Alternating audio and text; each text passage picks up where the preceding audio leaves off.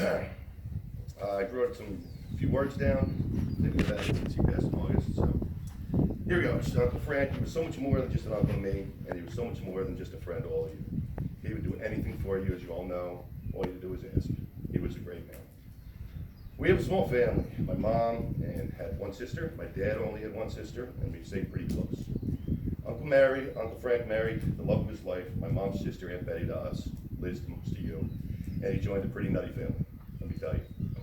When I was young, growing up in Elizabeth, my two sisters, Denise and Lisa, we did an awful lot together. We spent every Christmas Eve together. We always celebrated on March 20th, which happened to be Uncle Frank's and my mom's birthday. Most of the time I remember going to their townhouse at Ford's for veal parmesan and then play pool on their fancy pool table.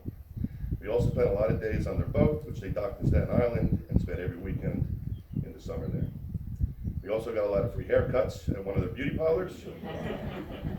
Can't forget the dinners at Spirito's either, which everyone here knows was his favorite restaurant in the world, who made his favorite pizza. Unfortunately, he closed over a year ago, which I'm guessing is why he hasn't been back to Jersey in a while. When he did visit us, went to Spirito's every night, except Mondays because it was closed. While they were still in Jersey, every Saturday night after work, he would go and get a pizza and bring it home. Anyway, he sold those beauty parlors, the townhouse, the boat in the early 80s while I was still in high school and moved to Sarasota. He was having trouble selling his boat and asked me to go with him as he was going to sell it to Florida. But at the last minute, he found a buyer. That would have been a fun couple of days. Once down in Florida, after doing very well in the coffee business, he sold after a few months. He decided to buy a pool business, which he had until retirement just 9 months ago. He could never have lasted that long in that business if it wasn't for Martha. I guess you could say it was a love-hate relationship. But I know he loved you very much, and thank you for all you did. He could do anything he put his mind to and was a success at everything he touched. The first few years after they got to Florida, my whole family would fly down to visit. My father turned him on to this little steakhouse in Tampa, and boy did he enjoy going to Burns. His last Burns steak was a little over a year ago when me, Donna, Linda went there with him. It was as good as always. My mom would continue to visit until she passed in 2009. My sisters would also go down from time to time. And I, as you know, came back every year, mostly with Donna, who would come to me even before we got married in '91. I always thought Uncle Frank is more than just an uncle to me. We were buddies, and I was very happy I told him that in my visit in June this year.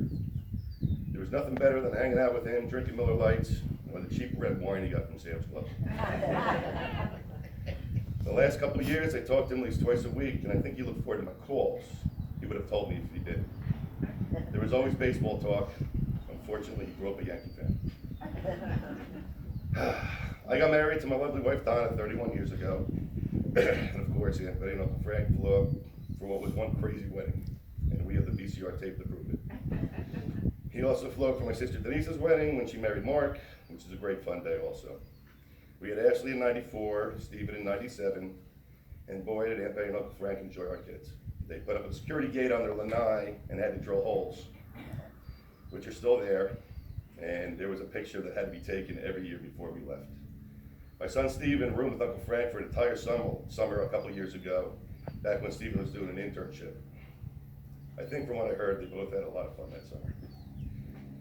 A couple of very memorable moments for me were when Aunt Betty and Uncle Frank surprised me and drove across Florida to see me playing my first ever college baseball game in Miami. Something I never forgot. And he flew up in 2016. He got to see my son pitch a high school game in April. Though I don't think he left his car. It was a very cold April day, and we all know he did not like the cold.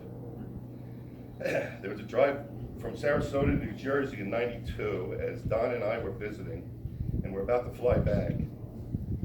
While they were going to drive back for a wedding. Aunt Betty ended up taking my plane ticket, and she flew home with Donna while we drove. It was some drive, and I thought we were going to take turns driving, but I think he really didn't trust me driving his Mercedes. So he drove until we got into New Jersey, only because he couldn't keep his eyes open, and had me drive the last 2 hours. I think we made it about 19 hours, and we talked the entire time. We had a great time, and neither of us got sick from the Mexican food south of the border. We've had so many good times and memories in Florida, and so many good friends, which will last forever, and I promise we will continue to come back. When they moved to Country Manor Drive, they met Pete and Patty and their wonderful daughters, Becca, Allison, and Julie. What a great family. Then the Dunns moved next door, and the rest was history. Thank God their first Florida house, of many, was next door. Uncle Frank got a new best friend in Kevin, and got to watch Dakota and Scarlett grow into wonderful adults. I have no idea what Uncle Frank would have done without Kevin. As my aunt got sick and would eventually pass away, he was always there for him. And I will never forget what he did for them. Thank you so much. And he really loved you. And he also loved Krista. Always enjoyed your company. Remember the last pizza night at Pizza in August. Who could forget the 4th of July party spent with the Dunns every year? I couldn't wait for July to come, and his surprise 60th birthday party. We had so much fun, and he didn't have a clue. Walking in with a bag of change ready to play poker. Who could forget Kevin saving the day once again by stitching him up when he lost a battle with a knife while cutting Taylor ham the day before the party. The birthday video Kevin made for the occasion was amazing. Aunt Betty was everything to Uncle Frank. She got sick back in '94 while visiting New Jersey for Ashley's christening, and she was never the same. After she passed in 2014, Linda really saved Uncle Frank's life, which he told me many times. You were great for each other, and he really enjoyed you and your cooking. Not your political views, but everything else, including the reunions. I'm so happy that we did that cruise in Cuba together. A lot of fun and memories. He was very happy he got to marry you this year. Thanks, Rick. Uncle Frank is greatly missed. He lived a great life. Unfortunately, all his ailments, especially his back, really made the last few years tough.